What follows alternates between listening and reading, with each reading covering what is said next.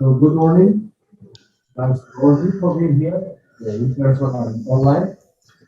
It is a real pleasure for me to introduce you to Professor Pavel Jelinek. Let me briefly introduce you first. Pavel started his research career at the Czech University, technical university, right? Studying modeling the growth of semiconductors, but then he moved to Spain, Madrid, postdoctoral research at the group of the project of the Autónoma, and he switched to both microscopy and surface science, and I think that with that we get back into this interesting field. He moved back to the Czech Republic. There he studied a group, another group that is leading also in Unrestricted. Since then, he's been very much in contact with the experimentalists of SPN, in the level of SPN and surface science, in particular for the Spanish community of surface here.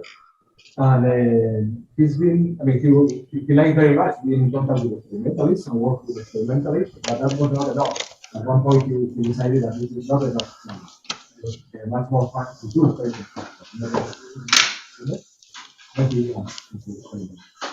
he demonstrated that he can be a very good experimental, doing many interesting concepts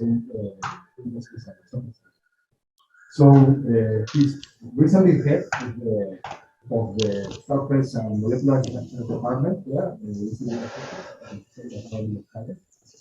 And since he started in the field of SPN, he's been pioneering the modeling of many spectroscopic imaging techniques. He was in the pioneering work of how to identify clinically simple atoms. Recently, he's been developing many proposing techniques of ways to have highly different imaging by functionalized tips. And then, as I said before, he's also doing many experiments. He's mainly focused now, one of the main focuses the synthesis of one-dimensional systems, molecular systems, and the search of emergent quantum phenomena. And I think we will be talking about that today. So we just leave room to Pavel. Okay, Aitor, thank you very much for very kind introduction. I felt humbled. I should mention that there was mentioned that I'm doing experiment. It's actually not true. I'm just heading the group. I'm not allowed to touch my team. So all the credits go to other people, which I will mention at the end. But before that, I will basically share my screen. So, okay, this is the title of my talk. I'm going to talk about these one-dimensional systems, molecular systems, and in particular, we search for some exotic quantum states. It's a little bit high. I hope that I will convince you that at least part of it. It's kind of interesting. Okay, so let's see if we will finish all the schedule, because probably will be a little bit long. But at the beginning, I will make some short introduction, basically saying why we are interested in these one-dimensional systems. Then I will talk about this phase transition in p-conjugated polymers. And if there is a time left, we may basically also mention something about this concerted proton tunneling, which is purely a quantum phenomena. So going to introduction, the first thing I want to mention is, okay, typically these days everyone is talking about 2D materials, but the success of 2D materials is reduced dimensionality. So it means that when we go from 3D to 2D, the electrons start to talk to each other much more. But in principle, if you really want to continue, I think that the 1D is much more interesting in the sense, because the physics there is much richer. Because of reduced dimensionality, it means that now we go really from, still in 2D, we are talking about, let's say, Fermi liquid, but if you go to 1D, basically what you can find out is this so-called Tomanaga-Luttinger liquid. But let's say the consequence of 1D, you can feel it also in everyday life. So for example, this well-known traffic jam, this is just a problem of 1D which we face. And now you can imagine that when we start to talk, if we introduce the quantum phenomena in this traffic jam, then start to be very interesting. So the result of this is, if you look in the phase diagram phase of these 1D materials, it's very rich, and actually with very small change of the parameters. You can go from, let's say, standard metallic states to, you can go to the charge density waves, spin density waves, Luttinger liquid, then you can also go to the strange metal superconductivity. So everything is very, very compact in these one-dimensional systems. And there is just one example of why this one-dimensional system is different, is if you look in the screening of the electron gas in 1D or compare it, and we compare it with the case of 2D and 3D. So basically what you get this expression in the second order perturbation theory, where you connect, let's say, the gas, the electron gas close to the Fermi level, the single excitations, and if you look in the substability or response function to this perturbation, with little of algebra, what you will find is that in 1D, this can be reduced to this factor when I use just the parabolic band approach. And what you will find if you will plot it, there is some divergence where your wave vector of excitation is equal to 2 TF, which is this wavelength of the Fermi level. So you see that basically this tells you somehow that the metallic states in these pure 1D systems is unstable and it will undergo some transformation. This is basically origin of what we call charge density waves, or these spiral distortions, for example, which I will talk in minutes, or cone anomalies, etc., etc. So this is basically the key why this, if you want to express in mathematical way, why this one-dimensional system is really different from the rest. And of course now, these days, part of the condensed matter physics is about to look at and understand the transition between different state of matter, you know, like for example, these charge density waves, which appears in 2D materials. You have these high TC superconductors, and there is a still ongoing discussion actually what is the origin behind of that. And many people claim that it's kind of like competition between charge density waves and the superconductivity, and also electron phonon couplings may play a role, etc., etc. So it's very rich physics, and I would say that these days we look in these 3D components which show some one-dimensional structure always, and to understand them it's very complicated because you have spin degree of freedom, charge degree of freedom, electron phonons, etc., etc. So that still remains the challenge to be understood in these days. Now, if you go back, and we can find the same concept in this P conjugation. So basically already Peierls, he introduced in his book the concept of this spiral transition, which actually he demonstrated in other way, that basically when you have one-dimensional system, the metallic one-dimensional system, that there is always the gain in this structural distortions against the gain which you in electronic structure which you gain by opening of the electronic band gap. So it means the gain of electronic structure where you lower the energy of the occupied orbitals is always bigger than the cost which cost this or this the energy cost of the formation of the lattices. So, but in other way, you can go back and you can connect it these days somehow with this formula which I shown you for this screening in one-dimensional systems. And of course, this is also known in the community, in chemical community, where basically people, when they talk about this P conjugation, they know that actually when you put together these carbon atoms, there is a P conjugation means there is alternation of the bond between double, simple, and triple, which again is a consequence of this kind of instabilities inside. And there is very straightforward formula which tells you that actually the band gap which you have here, which you open by this bond length alternation, is proportional to this bond length alternation. So it means if I have a simple double, means that the band gap is proportional the difference between these bond length which you have here. So in principle, the people have been talking about this Cumulin model where you have a 3 double bonds in the row, which should be metallic in principle, and then actually it undergoes this Peierls distortion and go to this ethylene bridge, so that you have simple, triple, simple, and you will see in my talk is kind of important. So in principle, this one should be metallic, and the ethylene opens the gap, and that's the origin of this gap in these P conjugated systems. So now it's also very interesting. It looks very simple. This kind of carbon materials which we work with, that in principle you can see that there is electron-electron correlation, but there is also electron-form correlation. And you can see it as that if I will plot these two structures, I mean, this is Byzantine molecule, and I can plot it, this formation of double bond or p-conjugation, I can form it in two ways. The one I would call the aromatic way, that I have something like aromatic benzene structure. But other one, and that's the closed shell, because I don't have any unpaired electrons. But then there is another possibility how to draw this picture, is with two free electrons here, and that goes more like to this kinoid-like structure. And everything is competition actually between the electron-electron correlation and also distortion of these bonds, which you can see as a spring connecting two atoms.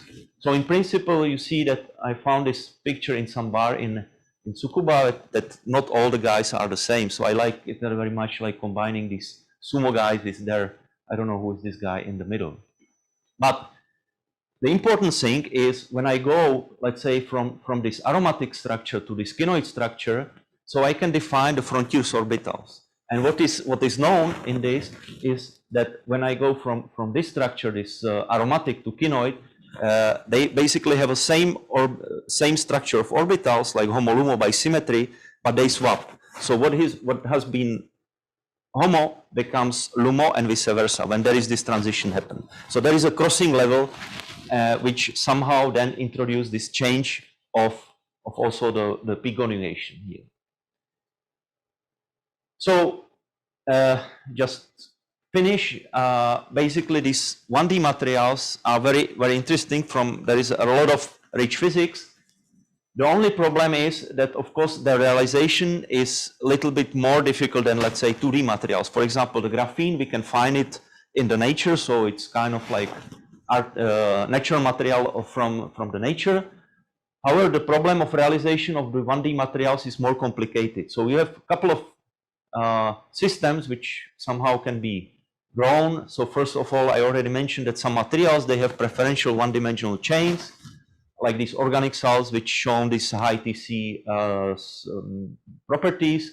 Then these days with nanolithography, we can create these quantum wires, domain boundaries into these. Carbon nanotubes are very important. And especially in the chemistry, these conductive polymers, they receive a lot of attention. And actually, there was a Nobel Prize for this in I think in 2000.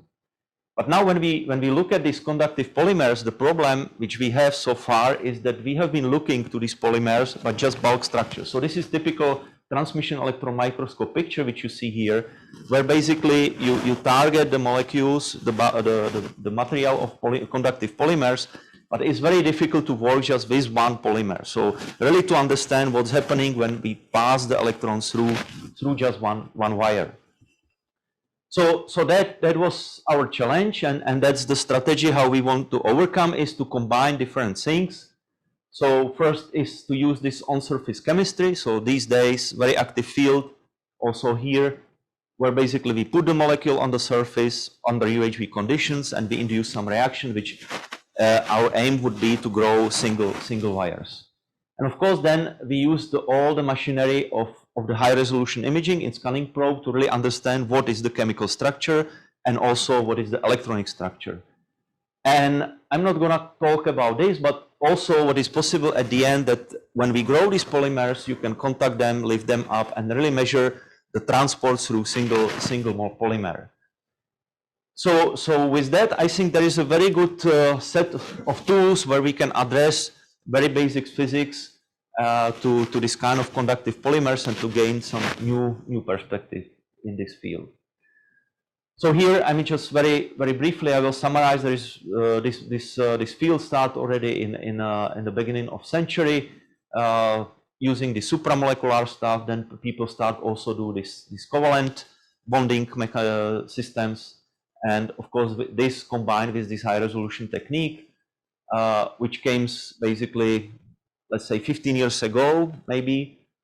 Then also that was a big game changer, also attract a lot of chemists, because before that was a typical example how the molecules have been imaging by SPM, but then with these functionalized tips where you can pick up CO molecule from the surface or xenon, whatever. Basically, then you can get direct access to the chemical structure of the molecules. And I have to say that these days, it's not only AFM, it could be STM, it could be ATS signal, which basically is behind of this high resolution, and also these days is known what is the origin of this. So basically there are two conditions. The first one is when we functionalize the tip, we chemically passivate it. So when you come very close to the surface, there is no pickup of the molecule, you can operate in a repulsive regime. And the other thing is that this functionalization is highly mobile, so it acts as a mechanical transducer and enhance the signal in the way that we can resolve individual bonds. But I'm not going to talk about this too much. We want to go directly to some, let's say, application of this. So first, what I'm going to talk about is topological phase transition in p-conjugated polymers. So here what I would like to try is to connect, let's say, the word of topological belt structure with what is called like chemistry or word of the p-conjugation or etc. So I have to admit that this work is done in strong collaboration with the people from India, especially from the group of David Esicha. He initiated this project, and we have been involved strongly in this. So actually this started already in India when they have been depositing these molecules. It's a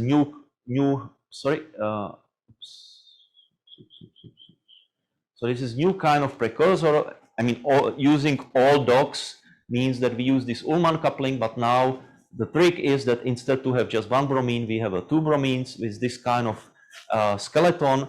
And idea is very simple: to put it on gold surface, annihilate, and then nice thing is that you can grow really extended molecular chains, which goes sometimes over like 100 nanometers, 50 nanometers easily. And then of course we use this high resolution imaging to just prove that we grow these things, and I will be going back to this in a minute. This is just let's say the chemical part of the story. So now the question is actually what we want to understand, or what is the motivation. We are looking to the polymers where basically we want to reduce the band gap, because I told you naturally in these pre-conjugated systems they don't want to be metallic. They always will be kind of like opening the band gap, and there will be some finite chain. And the idea is, okay, one thing how to overcome it, how to go to this conductive polymers, is to dope it, to use basically the strategy in semiconductors to introduce heterogeneous atoms with excess or lack of the charge. But that's also somehow hampers the mechanical stability of the polymer. So here the idea is we want to really like use the pure carbon materials and try to tune it in the way that we will be closing the band gap. And the idea here comes basically where the topology comes, because we know when we change the topology that you have to close the band gap. So for closer to topological phase transition, the band gap by definition has to diminish. And the other thing is that, okay, I told you already that we have these different kind of structures, how we can draw this p-conjugation. And the question is either we go to this kind of like cumulene structure like here, or if it's more like ethylene. And of course, then you see that you have two radicals here, which would be this topologically protected states, which we are talking about. So this is the kind of picture of chemists, how they would drawing this. Okay, so before that, I will very briefly make some comment on where the topology comes from. And this everything start to originate with this Berry phase. So what is the Berry phase? Typically, when we talk about the quantum mechanics, we are interested in the amplitude of the wave function, because this is the measurable. But in principle, all the wave functions, part of the story is also this phase. No? So then we can have different phases. But we were taught in the school that basically the phase doesn't matter too much, because all the measurable is proportional to the square of the wave function. It means the amplitude. And in this way, this is the measurable, and the wave function or the phase of the wave function is just an arbitrary or arbitrary part of the story. But this very phase, he said it's not completely true. So basically, he demonstrated that when we now take the quantum system, we start to adiabatically connect it, and we will go to the same place. What you can find is in some moment, when you turn to the same position, so the same state, the phase may change, okay, or it will be zero. So it means it's basically there is no Berry phase, or if we make this closed cycle here, which is plotted here, basically if I turn here, tuning some internal parameter automatically, I turn in the same position, and the phase which I'm talking here may change or not. Okay, so that's kind of what we call this Berry phase or Berry phase topology, or yeah. And it can be nicely shown, for example, to these spins when we start to apply the magnetic field. So you see that when the spins start to move, when you go in the same position, actually you turn it by 100 degrees, 180 degrees. And the same is also applied. For example, we don't have to we don't have to go to the to this quantum systems, but also the Coriolis force, which is acting on our Earth, is also related to Berry phase, or this pendulum, Foucault pendulum, is also related to this problem. Let's just have a more instructive part of it. So, for example, there is very nice example where basically you can kind of the Gedanke experiment, where basically you take this kind of molecule which doesn't exist, but it's like 3 carbon atoms connected by 2 simple bonds and double bonds, and now you say, okay, I can rotate it arbitrarily, this double bond. No, and it will be always the same molecule. But if you start to calculate this Berry phase, which is calculated as some projection over certain trajectory, so I have a 3 wave functions which are written here, but then what you will find, if I go from A to D, actually you will see that the phase will change. Okay, so these 2 objects, in principle, when I turn it back from the quantum physics, now are not exactly the same object. You know, they change by phase. There will be same structure, but there was something changing. Of course, which will be very difficult to observe it, but that's what we will see in this band structure topology. Okay, again, very simple. And then how the Berry phase connects to topology. So I will show it in a minute in this SSH model. So basically, in the mathematic way, how people want to describe the object is that they have a same topology if they can be transformed continuously, that we are not closing any loops on the surface. So, for example, this cup could be converted to some donuts, but it cannot be converted to cow or ball because there is a one hole inside of the surface. So these two objects which we see here are of different topology. And in the same way, I can define the winding number, which is actually the number when I put myself in certain observation, and if I start to see something in space. So this is the winding number 0, and if I start the object and I have to turn around myself once, it will be winding number 1, winding number 2, etc., etc. And that's now it connects to the band structure, because now we can apply the same concept to the band structure, to the concept of band structure in K space. So when I go from gamma to K, if there is something missing or changing the phase, that's basically where starts all the problem of topology appears. And also in chemistry, there is what they call this normal aromatic case, where we have all p-conjugated systems like this, but you can also find very fancy stuff where actually you have so-called Mobius stripes or Mobius aromaticity, where this p-conjugation make one turn. So that's again somehow could be connected to this topology. So now very briefly, probably the most famous model which has been used for this topology is this SSH model, which has been originated to describe by this Su, Schrieffer, and Hager. And the idea was to describe or to understand the conductivity of this polyacetylene, which is like real objects. And here again, the nice things about the system is that you have 2 isomers. So basically, you can have system where you have a double, simple, or simple, double, simple, double. And in principle, these are exactly energetically the same. So basically, this is just isomer. Yeah. So in principle, it should be, we should not worry about that. And actually, we can write very simple Hamiltonian which describe this band structure, where basically we put down like on-site energies and some hoppings, which of course will differ, T1 and T2. I can say these on-site energies are equal, it will be 0.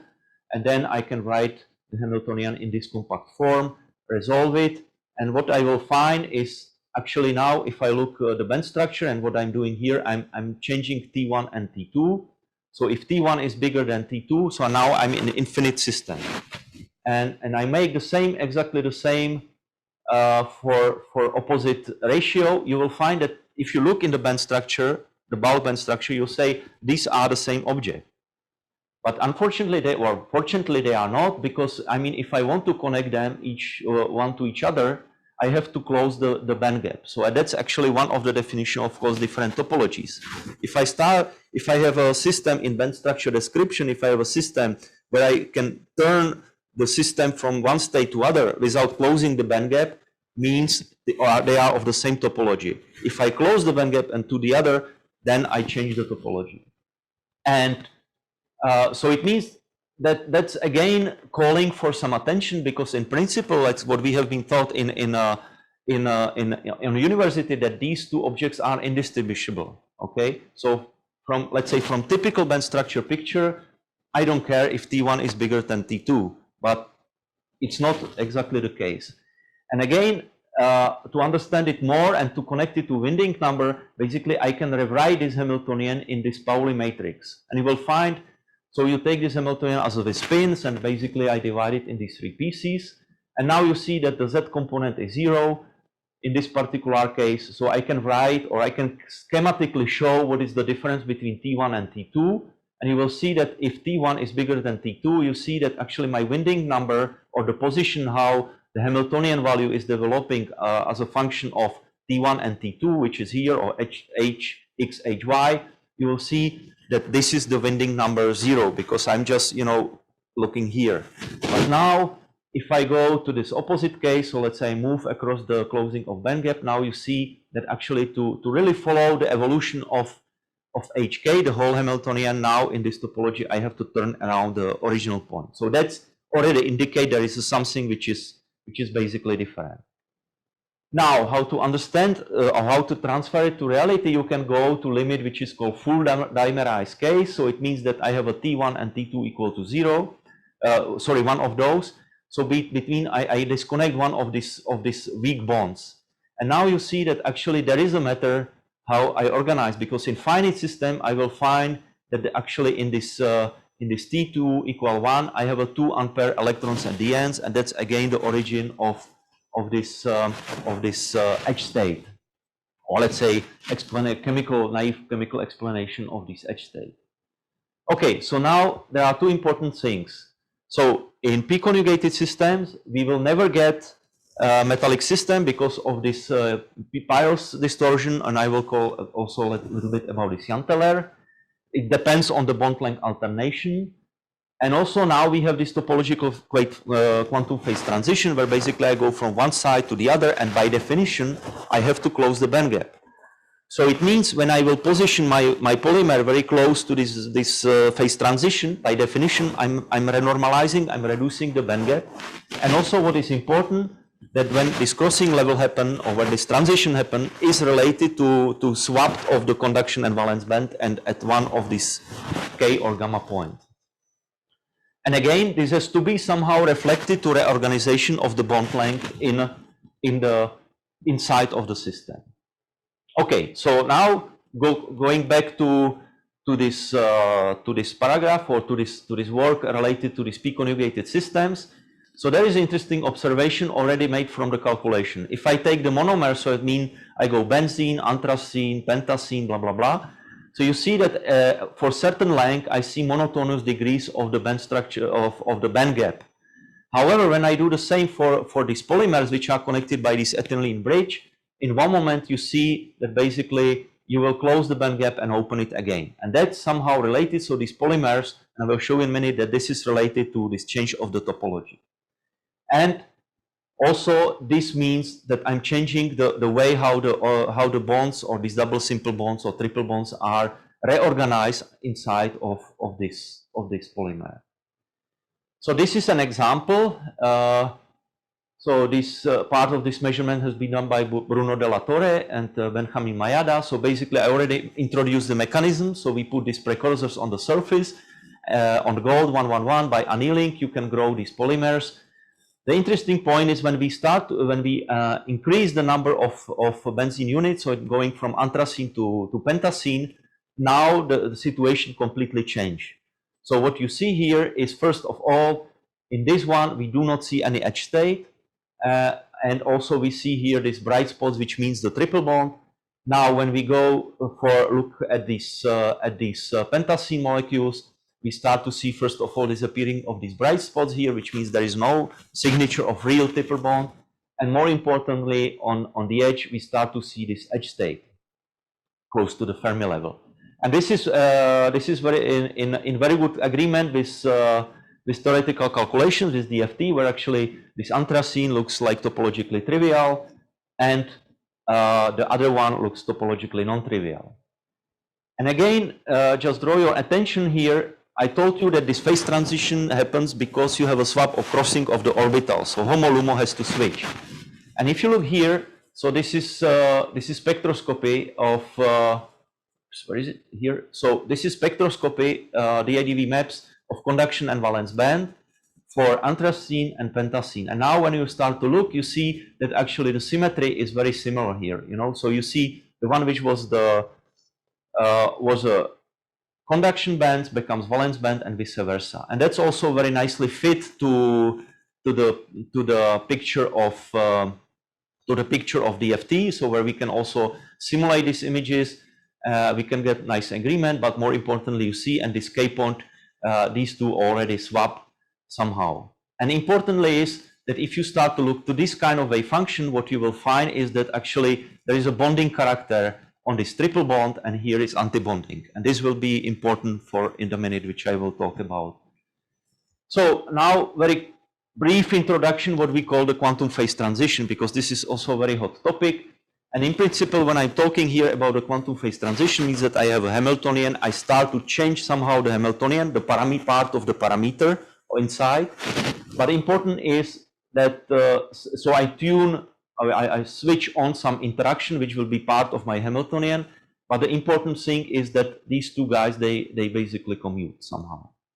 Okay, and then now based on this parameter, I can find again the same what we know from the classical phase transition. I can have either first order quantum phase transition, but these two levels, they just cross, so they don't talk to each other. There will be a real closing of band gap. Or I have a second order phase transition where basically I have what the people call this avoided level crossing. And important things here is that there is some strength which basically drives me from one system to the other. And there are some, let's say, oddities of this quantum phase transition. Why we talk about them? So in principle, if you look in this classical phase transition, the nice thing is that I can decouple completely like kinetic part and the potential part. They live basically in different space. So basically this means that only the temperature entropy makes the difference in the classical phase transitions. However, in quantum phase transition, the problem due to the uncertainty is that I cannot decouple these 2 degrees of freedom. So it means kinetics and the potential, they talk to each other. So it starts to be much more complicated, okay? And principal definition of quantum phase transition is that it happens at 0 temperature. I don't need the effect of entropy, yeah? It's just that I tune the system from one side to the other, and that's basically what is driving. Typically in classical phase transition, I have fluctuation of the temperature. In the case of quantum phase transition, what I have originally is this quantum fluctuation, the uncertainty, this Heisenberg uncertainty. And of course, there is one interesting region where actually these two scale energy. So it means either this let's say quantum fluctuation and thermal fluctuation, they start to compete, and you go what we call this quantum critical region, which is something which we still do not understand. So this is one of these examples, and again, so that's all what has been taught, or what the people study in these very complex materials now can be transferred to our polymers. So there is a same story, but on much simpler system, I would say. Okay, so just going further, I told you now let's have a look what happened here in this phase transition, and we want to understand actually what is the origin, and can we somehow tune the system to go very close to this phase transition. So first of all, I already told you that actually what we believe is behind of this phase transition is the swap of two wave functions. So when you go from this topologically trivial, you see that this triple bond, the existence of triple bond is reinforced by the occupancy of this bonding state. And if you look in the first unoccupied state, actually you see that there is this is the free orbital, which is here, is the anti-bonding on the triple bond.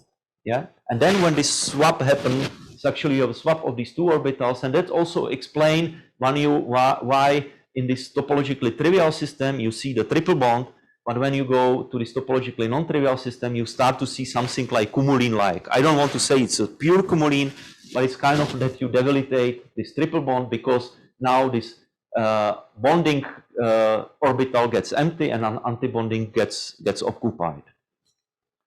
Okay, so how we can really study this phase transition? Before, the problem was that our parameter was a number of benzene units, okay? But then we realized that actually when we look in this polymer, which is made of pentacene, there is something fancy happening. When we grow very short polymers, and that actually was done by Hector Gonzalez, who was with us. So then what you can find is, and that was really tedious work, no? That basically you grow, you don't anneal too much, and then you find different lengths of the polymers. And then when you start to look at it, actually what you will find is that when I have a polymer which is long of 24 nanometers, there is no edge state. Actually, you can see also these triple bonds here. And now when I exceed it at certain critical length, which would be 26 units, now you start to appear this edge state. And also what he has done was basically to large statistic, and then you can plot actually the evolution of the band structure or a band gap as a function of number of monomers.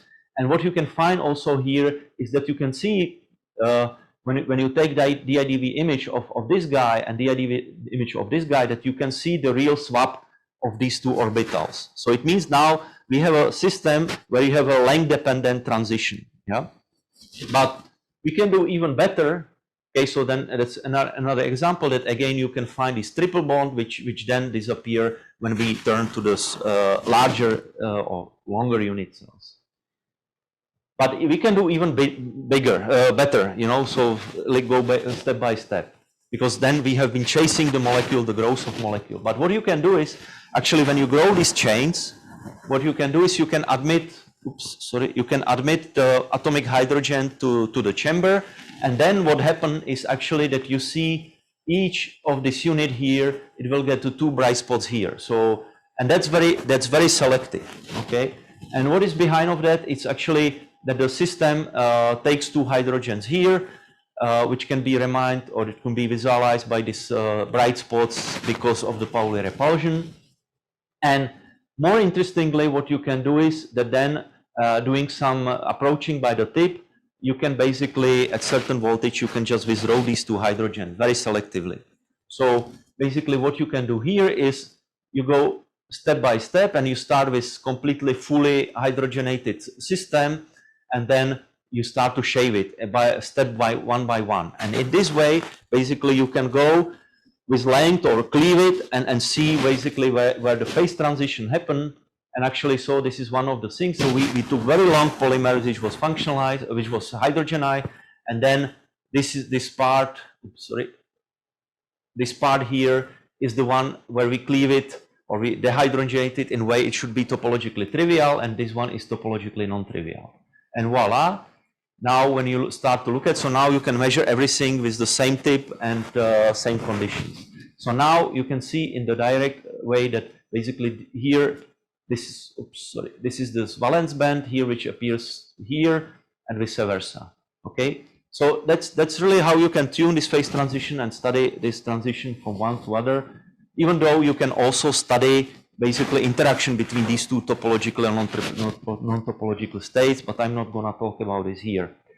So in principle is this, you can also measure very nicely this transition in terms of what is responsible for that. So you see that when we are close to the phase transition, actually the band gap is almost constant. And I will show you in a minute, it's very important to understand the physics behind. So now again, very crash course to what is pseudo-Jahn-Teller mechanism. So it's a coupling between electrons and phonons, which will be important to understand what's going on here. So in principle, if I have a system, I can imagine that if I have some reaction coordinates, the system is in equilibrium, so it should behave as a parabola. But now, when I turn on interaction between the electron and some phonon, some vibration, what I can show if the electronic, this electron phonon vibration is stronger and stronger.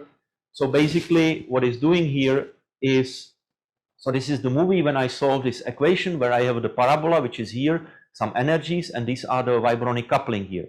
So the vibronic coupling is connection between, let's say, ground state, some vibration to the excited state. So there is some coupling and some selection rules.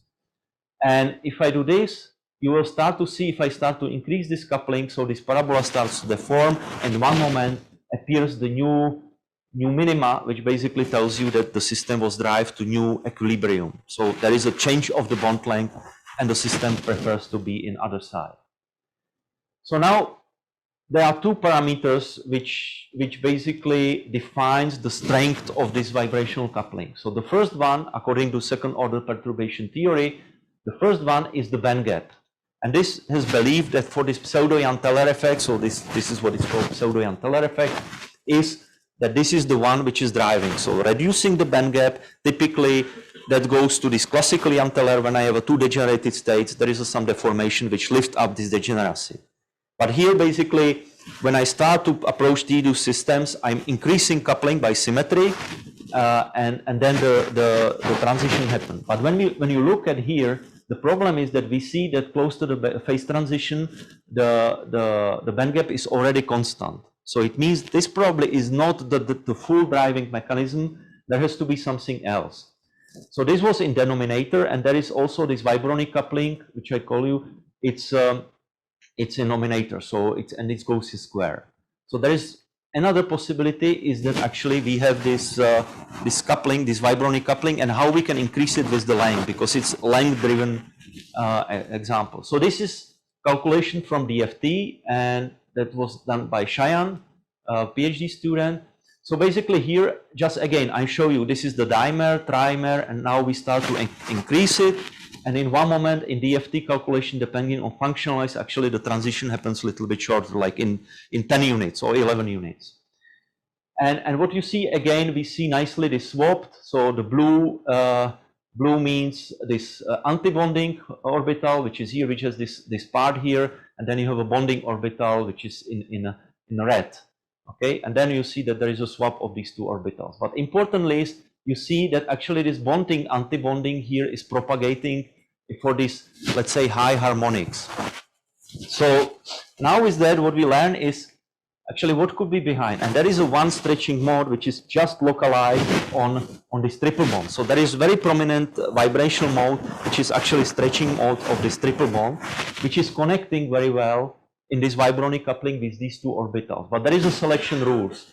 So it means that basically according to this, we have this interplay between bonding, anti-bonding on these orbitals plus the stretching mode of this triple bond. And that's when you calculate this vibrational spectra, you will find that there is a very prominent feature here. Oops, something missing. Okay, so to make it short, basically what happened here, there is one slide missing, but the point is that we have some coupling which happens between, let's say, the stretching mode, which you have here, with between bonding and anti-bonding. So it means that this guy, basically by symmetry, this has to couple to all these orbitals here, and these guys couple to these orbitals here. But if they have a different symmetry, so it means it applies for this one, it applies for this one. But between these two ones, this vibrational spectra by symmetry is 0. So it means that now when I start to increase number of bands or number of states, I also increase number of vibronic couplings, because this really goes between, let's say, this guy and this guy. So here there is only one coupling, but here when I go, there are more and more couplings approaching. So it means there is that general trend that the system wants to make this, because finally this will be conduction and valence band. So he prefers to make it kind of like symmetrically clean. I want to have conduction band with a length which would be of the same symmetry. And if this would be of the same symmetry, then there is no longer electron phonon coupling here, because they have different kind of symmetry, and the stretching mode doesn't play a role. So I hope that I somehow, sorry if there is one slide missing, but in principle, when I start to increase the length, I start to increase number of vibrational points and number of connections in between. And in one moment, there is a swap, and this makes that actually this kind of electron-phonon coupling diminishes because of the symmetry. Okay, there is one more interesting stuff, and that's just come from the simulation because we didn't have any time to, we don't have access to do it experimentally. But now the question is, okay, I talked to you about the quantum criticality. What will happen when I take now the system which is very close to the phase transition and I introduce the temperature? So, and that's what happened here is actually that's just the QMMM simulation. So it means the polymer is in a quantum regime.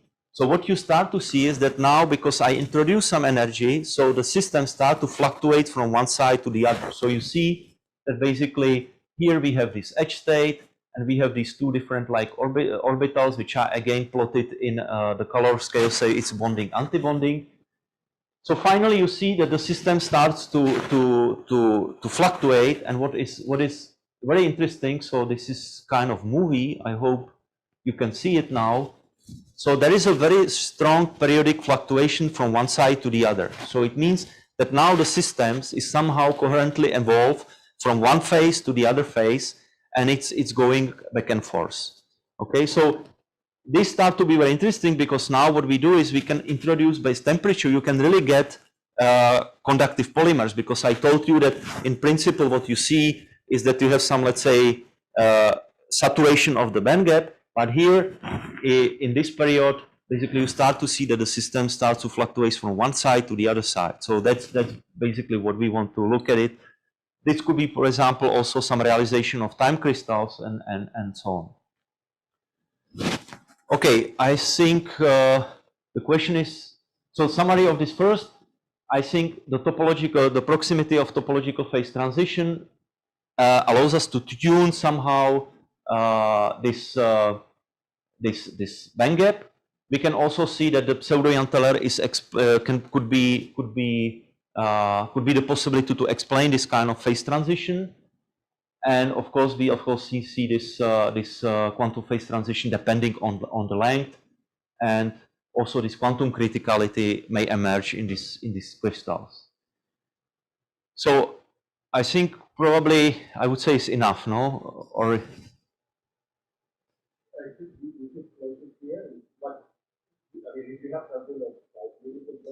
okay, I will try to make it just very brief.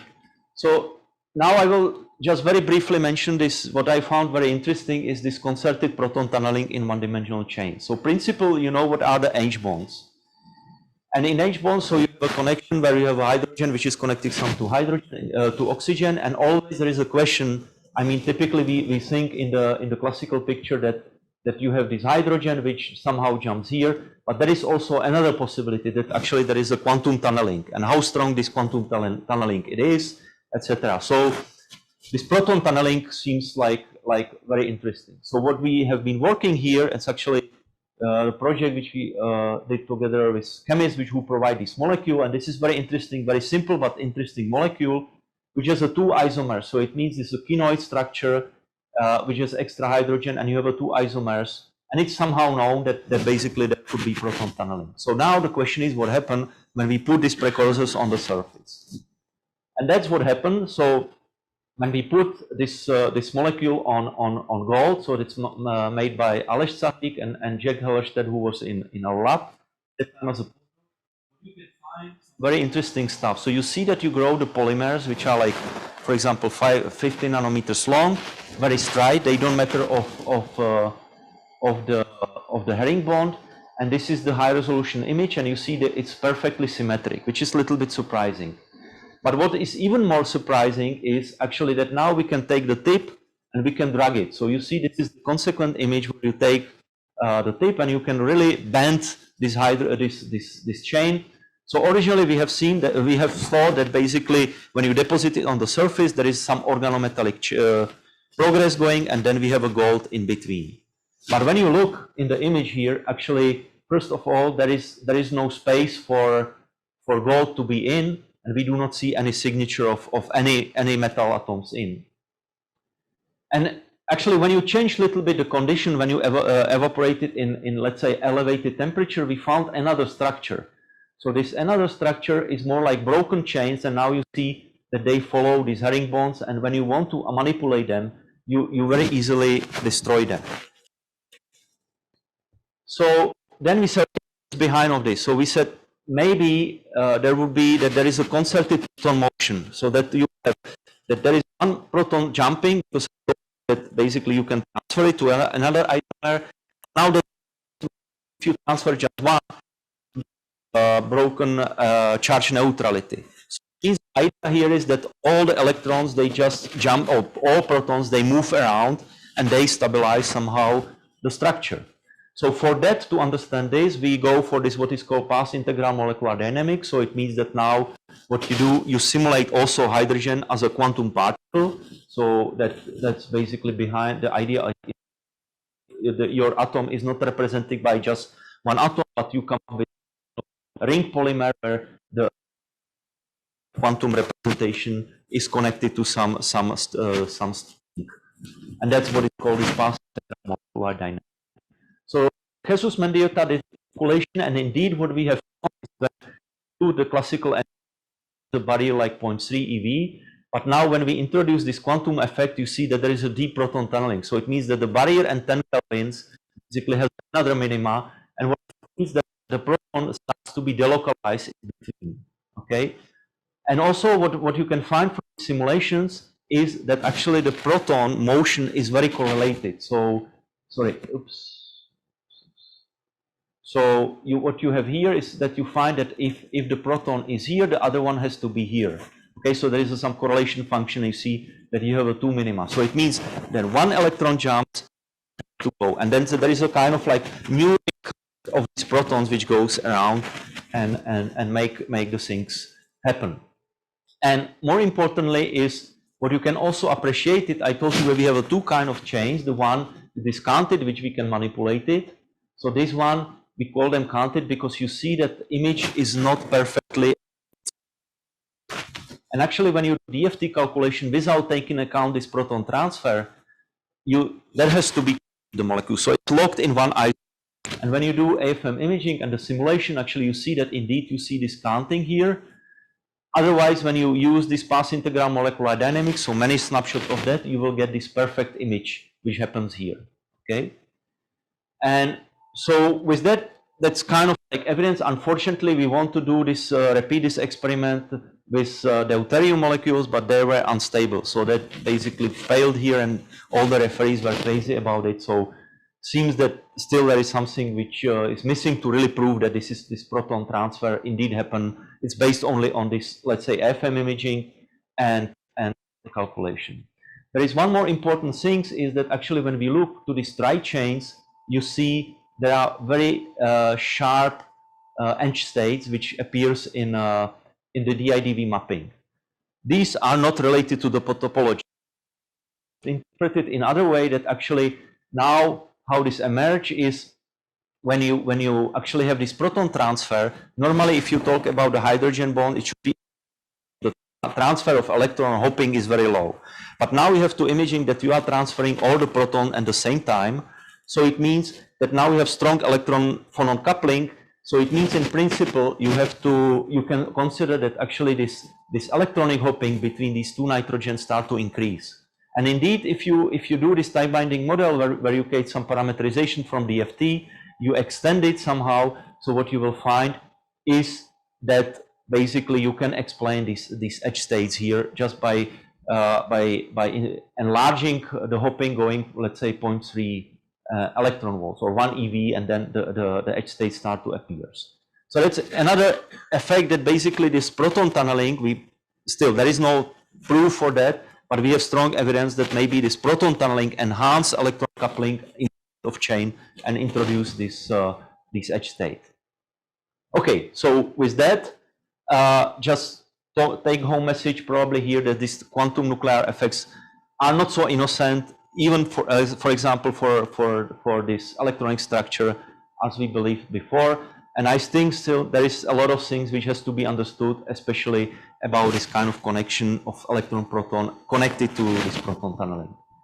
And final rewards, I would like to acknowledge many people, because as I already said, I'm not doing the experiments, but there are many people involved here, and also I would like to acknowledge a lot collaboration with external people like David Esicha, Nazario Martin, Oliver Seri from these molecules, also Ondřej Maršálek was involved in this path integral dynamics, and also Martin Schwetz for this nice long-term collaboration.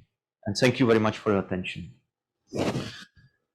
Thank you. Thank you very much, Pavel, for the very interesting talk with interesting physics and very beautiful experiment. It's time for questions, but I will start first by the questions we got from the online audience. The first one comes from Stefan Roche. And he's interested to know if the topologically non-trivial states are a resource for something non-trivial of practical use. So that's a hard one. Well, I mean, the people say it's about these quantum technologies. I'm not convinced much. It's nice physics, I would say. You know, because it's also interesting when you talk to chemists, they say, oh, you create a radical. So for what will be? And physics, we say, oh, we have a topologically protected state. So there is something which basically goes each other, no? Because if you have a radical state, it will be very reactive, and you, in normal life you will quench it. And now in a topology we say, no, these topological states are very special because they are protected by disorder, by blah blah blah. So I think there is something which I still don't understand, and honestly I don't think so. This will be something for quantum technology, like to use the quantum computing. I think, if I can say it like this, it's bullshit, but okay. We need to write proposals and get money. No? Maybe the thing is that they will outside. Yeah, that's another table. That's a point, but yeah, I think it's more, you know, like fundamental understanding that you can connect these two different languages, like equation and from the. Okay, thanks. Let's go to a second question we got from the online audience. It comes from Isaac Alcon, and he said, I understand that DFT calculations are spin restricted. Have you considered spin unrestricted calculations? In other words, what happens when you allow the system, edge states, to be spin polarized? Yep, that's a very good point. Actually, I was cheating a little bit, but yeah, it's completely. But so what happened is basically, oops, I can go here. Oops. So here I was plotting basically this edge state. It's true that it's this is spin polarized. When we do the spin polarized, basically the picture doesn't change. The only what happened is that we will not find these two states at the Fermi. They will split. Because they are localized, so there is a you basically split them. You will find the one which is above and below the Fermi level. And that was also puzzling, sort of, because when we measure this this edge state, actually they appears as a condo. You know, so you see, it reminds a lot of the condo feature. So in principle, that's right, because you have states which is basically here. That gives is one electron sitting there, and you start to basically make the condo in many cases because we have a metal underneath. But in principle, the picture doesn't change. The only thing is that you have this kind of like electron interaction which split this edge state. But the rest is the same. You would be able to see that if you were able to bring the chain to a insulating thin film, for instance. No, the problem is why we don't see it in the experiment is because I think it's very close also to the state which is this conduction and or valence band. So they are very close to each other, and then now it's more like problem of the scanning, no? Because you have a feedback or whatever, or even constant height. So then you start to mix two things, and then you have a signal which also is diminishing at the end. So that's also one of the reasons why you can ask why I don't see these edge states at the end. You know, so that like why I don't see signal here. So basically there are 2 points. The one is that when the tip is here, because it's not finite tip, or it's like bulk tip, so basically there is also current which, like, part of the story comes from here, so you already start to diminishing the current. But there is another thing that also, if you look at here, you can see the triple bond. So I think there is a kind of like phase transition which doesn't happen at the end, but it starts to happen somewhere here. So there are like two things which are mixed together. So still a little bit. But I can tell you that because you can still think, is it this like magnetic states or what is it? Because you have a condo, so you say, okay, it should be magnetic. But on the other hand, we have recent data measured on graphene nanoribbons with this edge state, and we use the niclosine tip, and then you can see the nice split. So we have a proof, not for this system, but we have a proof that it's magnetic. For edge states in general. It should be, yeah. Okay, nice. So any question, Maria? Yeah. Yeah, with the mask it's difficult, so if you can speak louder.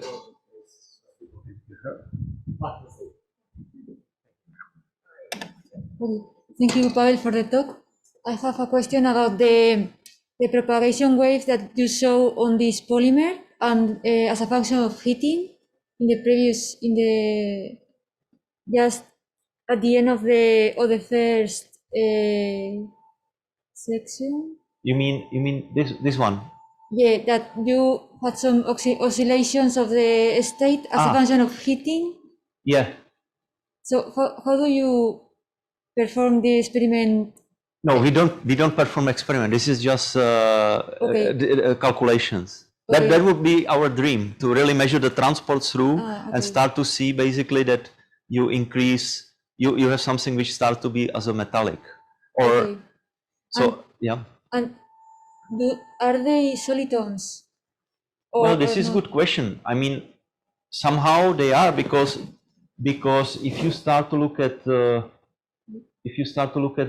structure here, so you will see that part of the story. For example, here, this part of the system is topologically trivial, and this part is topologically non-trivial. So basically, it starts to be much more complex. But I tell you, I mean, my feeling is that we enter to this regime of quantum criticality, and then probably this kind of single determinant picture is also not valid. You should start to talk about two entangled states, like topologically trivial and non-trivial. So this is just a hint or smoking gun that there's something interesting happening where you have this temperature very close to the phase transition.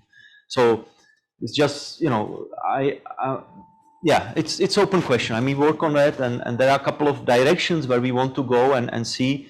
Unfortunately, it will be very difficult to hunt it by experiment, because if we elevate, this one was done in 100 Kelvin. So we see in the simulation, when you start to raise the temperature, like 50 Kelvin, still nothing happen, or you have it in one phase, at certain critical temperature, which is connected to the barrier, basically, which you have to overcome, or some excitation of some phonon, which basically will drive you from one to the other. Then this happen in 100 Kelvin. Probably you can go a little bit lower. But the problem is that I think at that time you will lose all the resolution, spatial resolution in STM, so we will not see it. So other possibility would be to measure somehow the transport. But again, this is, it's transfer it, whatever. And just a curiosity, so you said that to see this proton transfer between the molecules, you need deuterium, but how do you? No, the proof, if this is quantum nuclear effect, typically in the community, when you say this is related to the quantum nuclear effect, what you do, you use the same molecule but with deuterium, because it's higher, it's more heavier, so then the quantum, these quantum effects, they should diminish. So the referee was asking, you have to make the molecule which is made of deuterium, and then you should see that actually you will have only counted chains. The problem is that this molecule is a little bit tricky, so and it's difficult, always when you do this kind of it has to be solved in something, and then when you have solve it in something which is, for example, water, which is full of not deuterium water, there will be proton exchange, and in one moment you will basically disappear. This entropy will gain, and basically there will be many of them. But I can tell you that we have a similar molecule now which is made of these ketones. And that's even more interesting, because there we see some partial, it behaves completely, well, not completely, but different. So, yeah, we hope to convince people that really is quantum nuclear effect.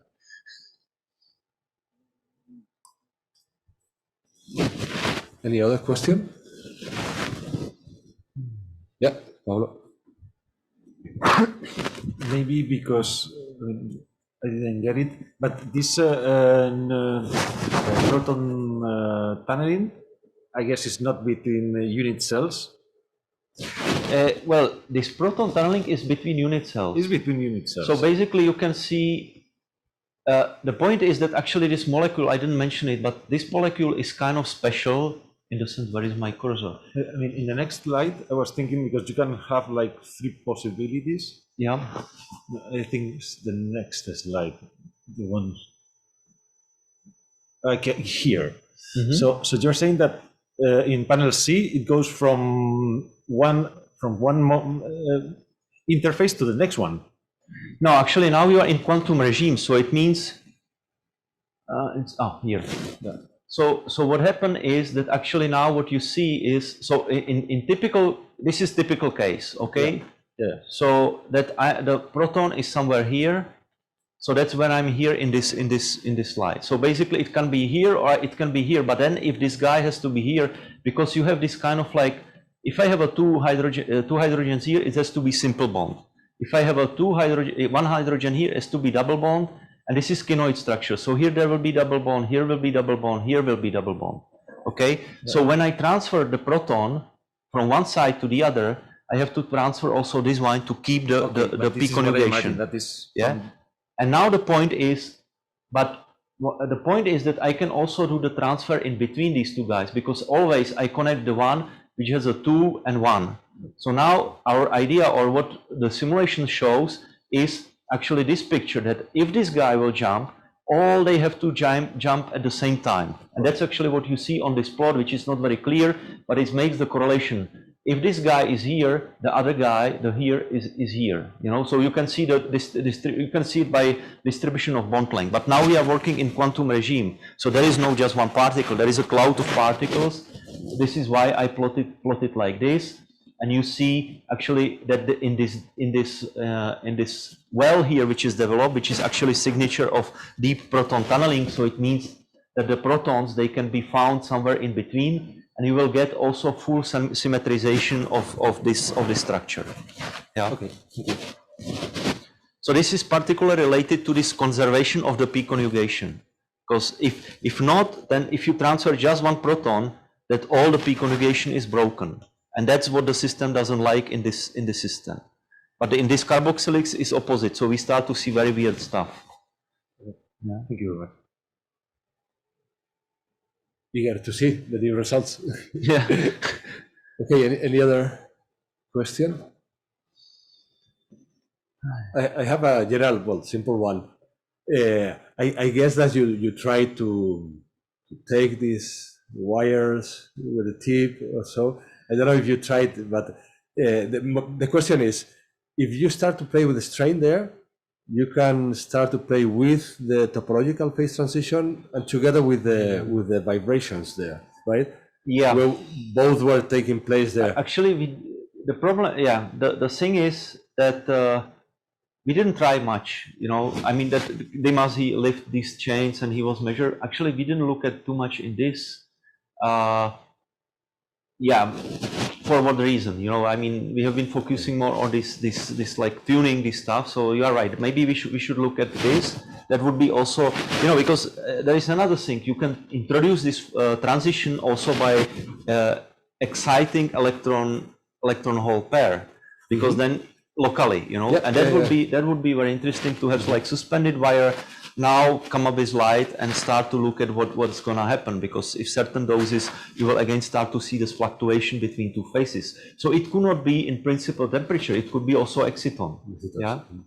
So that the problem, I would say problem here is that when you lift it is not so stable as you would like to have, you know. Sometimes it, so for example, yeah, we now have also organometallic chains made of this molecule, and these are much better to lift.